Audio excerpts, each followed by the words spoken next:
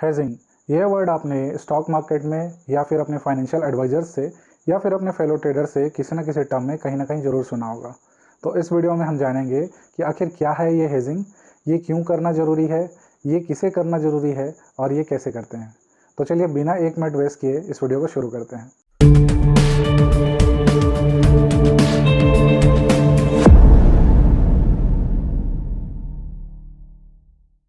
तो आते हैं अपने सबसे पहले क्वेश्चन पे कि हेजिंग क्या है।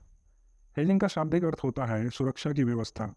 यानी कि हर वो चीज़ जहाँ आपको किसी तरह का नुकसान होने का खतरा या डर महसूस हो और उस खतरे के बचाव या डर को कम करने के लिए आप जो व्यवस्था करते हैं उसे हम हेजिंग कह सकते हैं।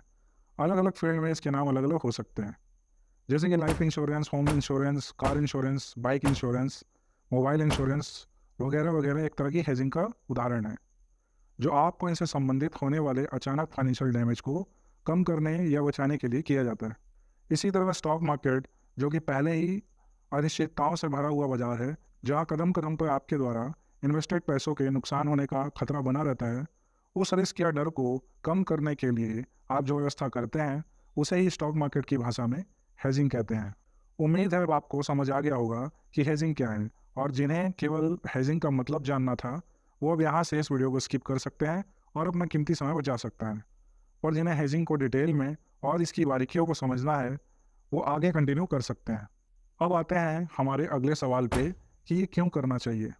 तो स्टॉक मार्केट में कोई भी पोजीशन बनाने से पहले और बाद में यह तय कर पाना मुश्किल होता है कि बाजार किस दिशा में जाएगा, यानी कि मार्केट के किसी भी दिशा में जाने के 50-50% चांसेस होते हैं।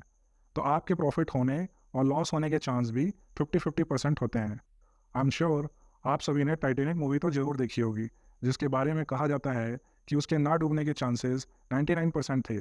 पर फिर भी वो अपने 1% डूबने के चांस के दम पर ही एक आइसबर्ग से टकरा कर डूब गया और हजारों जानें इस हादसे का शिकार हो गई। पर क्या होता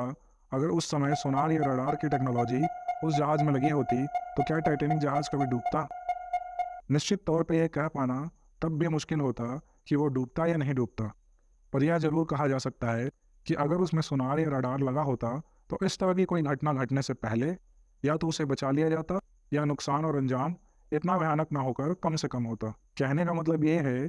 कि जिस तरह इस दुनिया में कुछ भी संभव है, उसी तरह स्टॉक मार्केट में कुछ भी संभव है। पर हम पास न हुई घटनाओं के डेटा के आधार पर घटनाओं के होने और ना होने का अनुमान लगाते हैं और उसके अकॉर्डिंग ही अपने ट्रेडिंग डिसीजन लेते हैं और अपने ट्रेडिंग रणनीतियों को कुछ इस तरह प्लान करते हैं कि या तो हमें अच्छा मुनाफा हो या फिर हमें कोई नुकसान ना हो या केवल नाम मात्र का ही नुकसान हो। जैसा कि हमने आपको अपने ऑप्शन सेलिंग वाली वीडियो में बताया था कि स्टॉक मार्केट में 3 तरह के डायरेक्शन होते हैं, अप डायरेक्शन या अप ट्रेंड जिसके चांसेस 33.33% होते हैं, इसी तरह डाउन डायरेक्शन या down trend and non directional market यानी साइडवेज। यानी आपके किसी स्टॉक या स्टॉक फ्यूचर या ऑप्शन खरीदने के बाद मार्केट आपके डायरेक्शन में भी जा सकता है, आपके अगेंस्ट भी जा सकता है, या फिर कहीं ना जाके किसी प्राइस रेंज में फंसकर साइडवेज रह सकता है, जिसमें से हर एक डायरेक्शन के 33.33% चांसेस होते हैं। तो लॉस के चांस अपने आप ही 66.67% हो जाते हैं। क्या आप जानते हैं कि एक कैसीनो में भी आपके हारने के चांस 51% से 53% तक होते हैं, जहां लोग अपना सारा पैसा हार जाते हैं और बर्बाद हो जाते हैं। तो जरा सोचिए 66% लॉसेस के चांस वाले गेम में आपका क्या होगा। हेजिंग आपके इसी लूजिंग ऑड्स को 66.67% से घटाकर 33.33% या उससे भी कम कर देता है, जिससे आपके जीतने के चांसेस बढ़ जाते हैं। और प्रॉपर रिस्क मैनेजमेंट और मनी मैनेजमेंट का तागा लगते ही इस लूजिंग ऑड्स के रेशियो घटकर और भी कम हो जाते हैं, जो ट्रेडिंग को गैम्बलिंग से एक सीरियस बिजनेस में कन्वर्ट कर देते हैं। तो हेजिंग ठीक उस सोनार या रडार की टेक्नोलॉजी की तरह है, जो आपके जहाज यानी आपकी कैपिटल को पूरी तरह से डूबने से या बर्बाद होने से बचा कर रखता है और आपकी ट्रेडिंग जर्नी को जॉयफुल बना देता है। अब आते हैं अपने अगले सवाल पे कि हेजिंग किसे करनी चाहिए। अगर किसी का ट्रेडिंग कैपिटल 20,000 रुपये से ज़्यादा का है, तो आप स्टॉक मार्केट में एक हेज पोजीशन के साथ उतर सकते हैं। अब आप में से काफ़ी सारे लोगों का तुरंत ही ये सवाल होगा कि क्या 20,000 से कम में हेजिंग कर सकते हैं? तो इसका सीधा जवाब है नहीं। तो अब जिनका ट्रेडिंग कैपिटल 20,000 से कम है, वो या तो इस वीडियो को यहीं पर स्किप करके अपने इस कैपिटल को स्टॉक मार्केट में गैम्बलिंग करके लूज़ कर सकते हैं,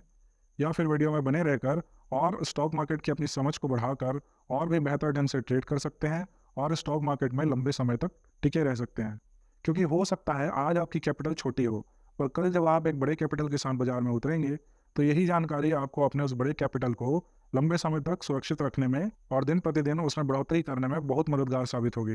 चूंकि हेजिंग के लिए आपके पोजीशंस के अलावा एडिशनल कैपिटल या बड़े कैपिटल की ज़रूरत पड़ती है, जिसमें आपका प्रॉफिट तो कम होगा बट रिस्क भी बहुत कम या ना के बराबर हो सकता है। और अगर अपने स्टॉक मार्केट से एक रिस्क फ्री कंसिस्टेंस प्रॉफिट बनाना सीख लिया तो आपको यहाँ पैसा बनाने से कोई नहीं रोक सकता। अब हम अपने अगले सवाल पे आते हैं कि हेजिंग करते कैसे हैं। सबसे पहले हम एक इन्वेस्टर के नज़रिए से हेजिंग को समझते हैं, उसके बाद हम इसे एक ट्रेडर के नज़रिए से भी समझेंगे।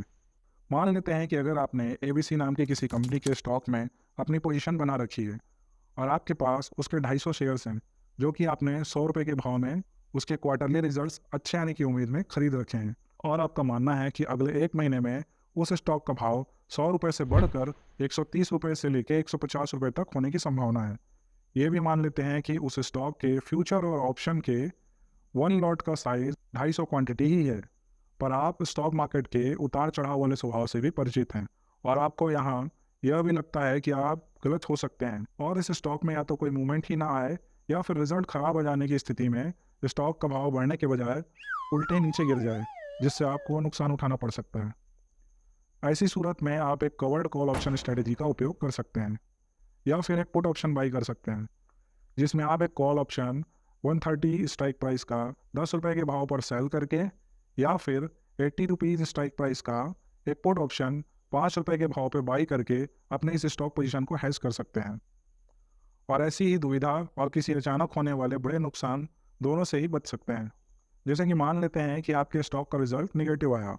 और आपके स्टॉक का भाव 80 रुपये पर आ गया, तो यहाँ आपको स्टॉक में तो 20 रुपये का लॉस हो गया, जो कि आपके टोटल इन्वेस्टमेंट का 20% नुकसान हो गया। पर क्योंकि आपने 130 रुपये वाले कॉल ऑप्शन को सेल करके उसमें 10 रुपये कलेक्ट कर लिए थे, इसलिए लॉस केवल आधा ही रह जाएगा, यानी 10% का। सेम वे अगर आपने पुट के साथ हेजिंग की थी और आपका स्टॉक 80 रुपये पर पहुँच गया है, तो आपके पुट का भाव भी 5 रुपये से बढ़कर 20 रुपये हो जाता है। तो आपको ये 20% का लॉस पुट के 15% प्रॉफिट की वजह से सिर्फ 5% ही रह जाता है, जो कि आपके स्टॉक का प्राइस आने वाले महीनों में केवल आपके खरीदे हुए मूल्य पर भी पहुंच जाए तो भी आप पुट में कमाए 15 रुपये या कॉल में कमाए गए 10 रुपये के प्रॉफिट में ही रहेंगे, जबकि आपका स्टॉक आपके खरीदे हुए भाव पर ही बैठा होगा और आप अपने स्टॉक के ऊपर जाने वाले प्रेडिक्शन में भी पूरी तरह फेल हो चुके होंगे, फिर भी आप प्रॉफिट में ही रहेंगे।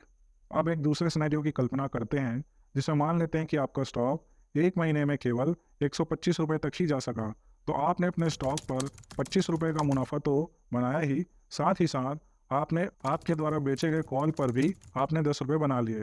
तो आपका स्टॉक केवल 125 तक ही गया, पर आपने उस पर प्रॉफिट 35 रुपये का बना लिया। यानी आप अपने प्रेडिक्शन में 50% फेल भी हुए तो भी आपने उम्मीद से बेहतर प्रॉफिट बना लिया। है ना हेजिंग कमाल की चीज़।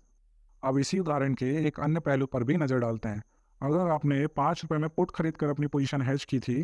तो वो 5 रुपये आपके लिए लॉस होगा और आपके स्टॉक में आपको 25 रुपये का प्रॉफिट हुआ, तो 25 rupees minus 5 rupees is equal to overall आपको 20 रुपये का प्रॉफिट ही हुआ है और आपने स्टॉक नीचे गिरने से होने वाले लॉसेस के रिस्क को भी इस 5 रुपये के कॉस्ट से एलिमिनेट कर दिया था। अब मान लेते हैं आपका स्टॉक 150 रुपये पर आकर ही बैठ गया और आपने कॉल शॉर्ट करके हेजिंग की थी, जिसका भाव भी एक्सपायरी वाले दिन 40 रुपये पर आ गया और आपने उस 40 रुपये में 30 रुपये का लॉस बुक कर लिया। तब भी नेट आपने स्टॉक में कमाए 50 रुपये माइनस 30 रुपये इज इक्वल टू 20 रुपये अपने स्टॉक में कमाए।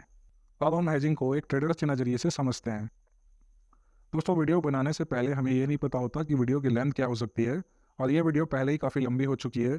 इसलिए हेजिंग को हम एक ट्रेडर के नज़रिए से इस वीडियो के अगले भाग में समझते हैं, जिसके लिए आपको बिल्कुल भी परेशान होने की ज़रूरत नहीं है, क्योंकि उस वीडियो का लिंक भी इस वीडियो के डिस्क्रिप्शन में दिया गया है, जहाँ क्लिक करके आप सीधे ही इस वीडियो के दूसरे भाग में पहुँच जाएंगे और वीडियो ठीक यहीं से शुरू होगी जहाँ पे हम इस वीडियो को ख़त्म कर रहे हैं। तो अगर आप एक ट्रेडर हैं तो आपके लिए वो पार्ट देखना बहुत ही ज़रूरी हो जाता है। तो मिलते हैं इस वीडियो के अगले भाग में। इस वीडियो को यहाँ तक देखने के लिए आप सभी का बहुत